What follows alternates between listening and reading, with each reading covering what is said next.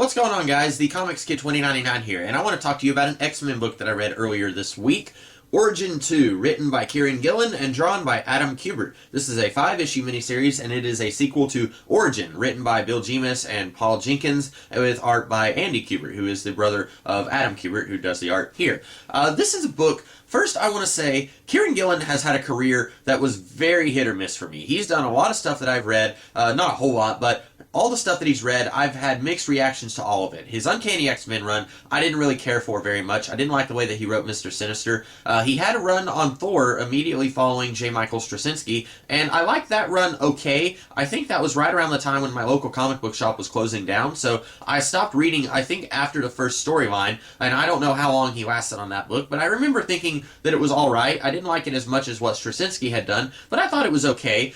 He also did an X-Men miniseries called Sword, that starred Abigail Brand from Joss Whedon's Astonishing X-Men, and I really loved that miniseries. I thought it was fantastic. That was probably my favorite thing that he's ever written. And then he's also was doing a few volumes of Iron Man after the Marvel Now, after Avengers vs. X-Men, and I read the first 2 volumes of his Iron Man run, and I really liked that a lot. Admittedly, I'm not as much of an Iron Man fan as I am an X-Men fan, where all this other stuff that he's written was X-Men related, or Thor related, I guess, but I'm much more of an X-Men fan than I am an Iron Man fan, but I enjoyed those Iron Man books. So that all brings me to this book. I did not like this book, and I am sad to say that because I've at least enjoyed almost everything else that he's done. I wasn't a huge fan of his Uncanny X-Men work, but I was kind of keeping that out of my mind while I was reading this.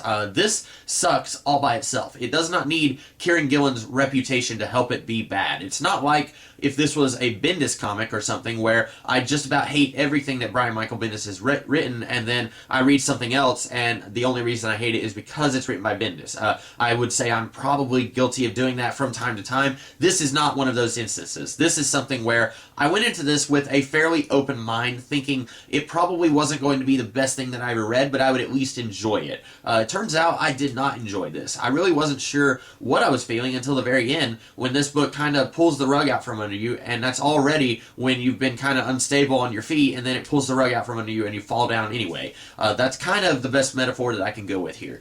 So if anyone hasn't read this book and you're confused about what I'm talking about, like I said, this is a sequel to a book that came out about 15 years before this one called Origin, where basically we get to see this young, sickly kid named James Howlett.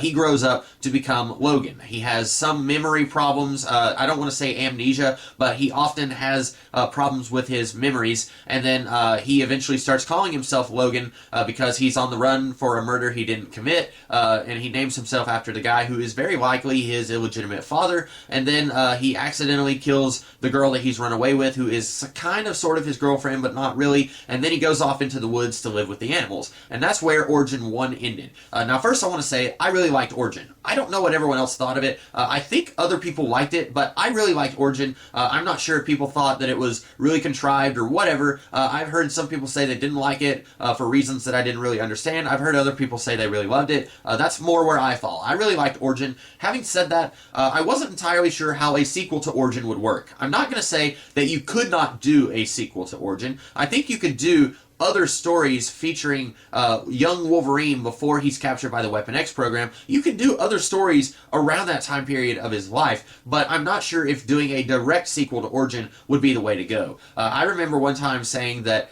instead of reading a direct sequel to Origin, I would rather read, what was it called? Logan, which was drawn by Eduardo Risso and I think written by Brian Azzarello. I'm not sure. But it was a 3-issue miniseries that showed Logan in Japan around the time of World War II when the bomb went off, and that's an element that made it into the Wolverine movie. But anyway, I'm not sure, I still don't really understand what the purpose of making this story was. I really don't understand anything behind this, because by the time that this came out, Wolverine in the comics already had all of his memories. As of House of M, he had all of his missing memories that had been gone pretty much since the early 1990s, when Larry Hama started implying that Wolverine was missing some of his memories and he didn't really know who he was or what was going on in his past. So as of this point, Wolverine already had all of his memories. So when you start saying that everything we thought we knew didn't actually happen, or things happened differently than what we thought, that doesn't work whenever the character already knows everything about his past. I'm just going to throw that out there right now.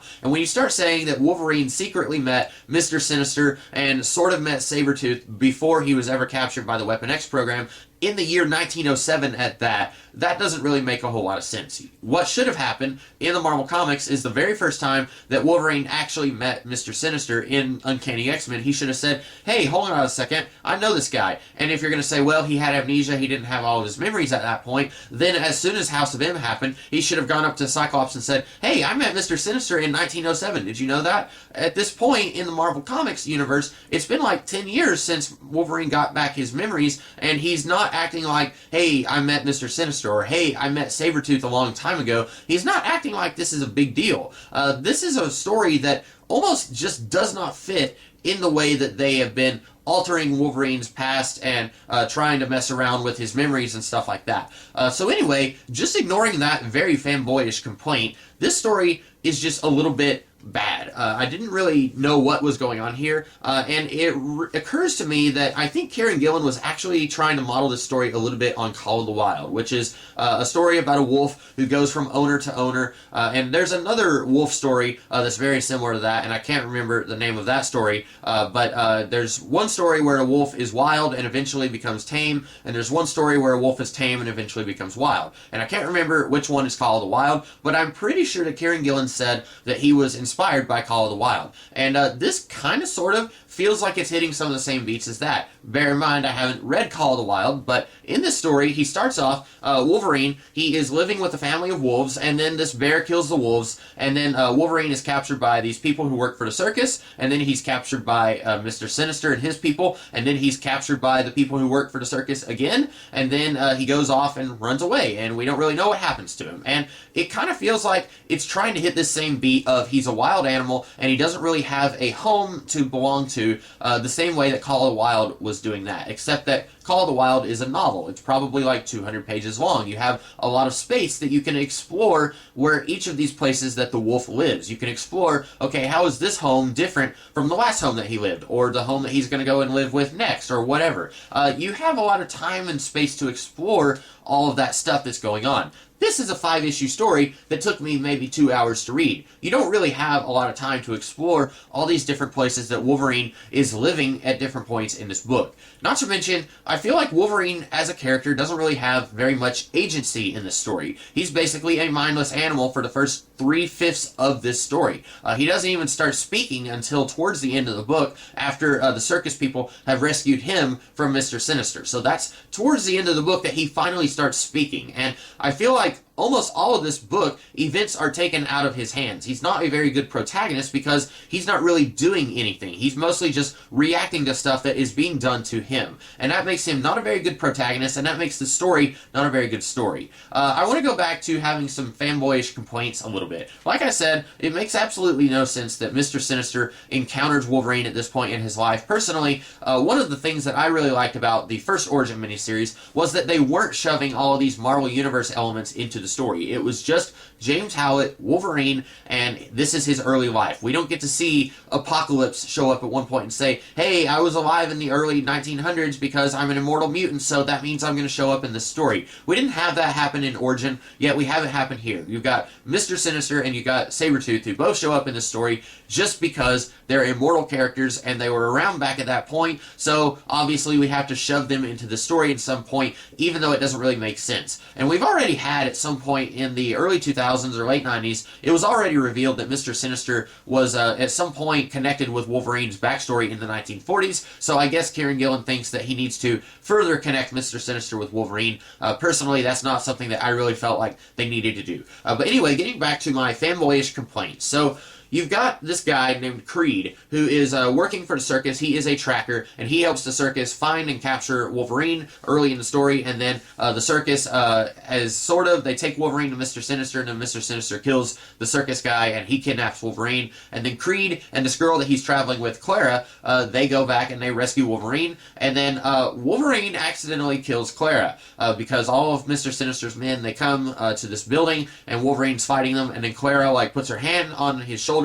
He turns around and he accidentally guts her with his claws. And then Creed comes in and he's like, oh no, she's dead. Let's go get revenge and go kill Mr. Sinister. which is really weird because Creed should have at least seen that she had 3 stab wounds in her stomach, and who has 3 claws that could have killed those stab wounds? Oh, who else but Wolverine? He should have known that it was Wolverine who killed her, not Mr. Sinister's men. But anyway, they go to Essex's lab, because he's not actually called Mr. Sinister in this story. They go to Essex's lab, and then Wolverine throws Essex out a window, and I guess he survives because he's immortal or something.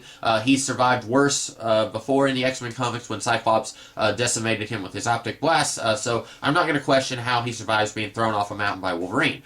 Then, the girl, Clara, she comes back, and it turns out she has a healing factor. I don't understand this. This is one of those weird things where she is apparently Creed's sister, not his girlfriend, because throughout this whole book, it's kind of trying to make you think that they are boyfriend-girlfriend. They are actually brother-sister, and she has basically tried to rescue him from a life of being a crazy, caged-up animal or whatever. And anyway, she comes, and she's like, okay, I didn't want this life for you, Logan. I didn't want you to go out and start killing people because of me. It turns out I'm okay. You didn't have to go and do all this. I have a healing factor. And then Logan, he takes Creed, and he drowns him in this weird chemical stuff that Mr. Sinister had laying around. And then she breaks up with him. She says, listen, I was going to leave my brother for trying to kill you. What makes you think that I would want to spend the rest of my life with you for trying to kill my brother? So Wolverine goes off somewhere. We don't know where he goes. And then we find out at the very end of the book that this was not actually Victor Creed, Sabretooth, who was hanging out with Clara and tracked down Wolverine. This is actually Victor Creed's younger brother, Saul. Apparently, Victor Creed had 2 siblings, Clara Creed and Saul Creed. Saul Creed dies in this book. I'm assuming he dies. Wolverine drowns him, so I'm assuming he doesn't come back to life at some point.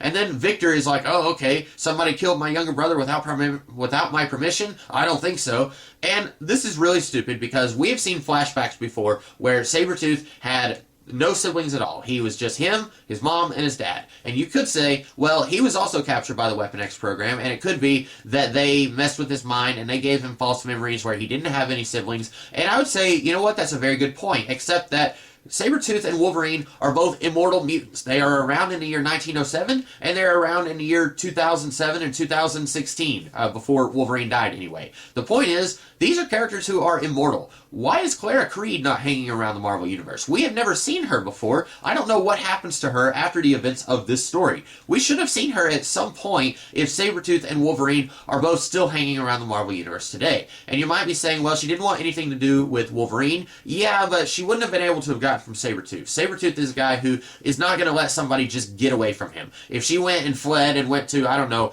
Africa to get away from her crazy brother, he would hunt her down, he would track her, and then he would find her. If she's still around in the Marvel Universe today, it does not make any sense that we haven't heard of her in the Marvel Universe. And what I'm saying is, I understand that Clara Creed was introduced in this book.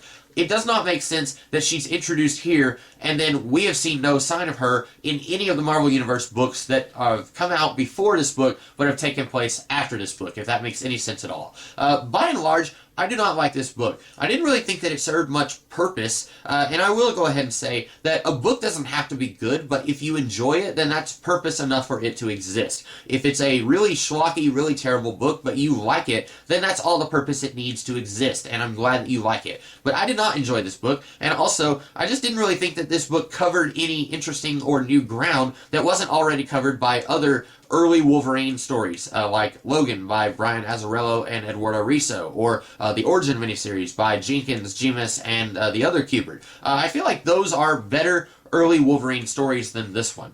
So overall, if you are curious, if you see this book in your local comic book shop or Books A Million, which is where I got it pretty cheap in a Books A Million. I'm glad I didn't pay more than what I did. If you see it in one of those places, I would highly recommend that you skip this book. It is very not good. The art is pretty good. Kubert and Kubert, both brothers, they always offer up really good artwork. But beyond that, that's about all that I have to say about this book. There's really not much else here that's worth mentioning. It's just kind of not a great book, in my humble opinion. So those are my thoughts on Origin 2. I hope that you guys liked this video. If you did, be sure to like, share, comment, and subscribe. And I will be doing other videos throughout the week, and I will be doing more X-Men videos every Monday for the foreseeable future. So I hope that you guys will check those out. In the meantime, you have a great rest of the day. Catch you later.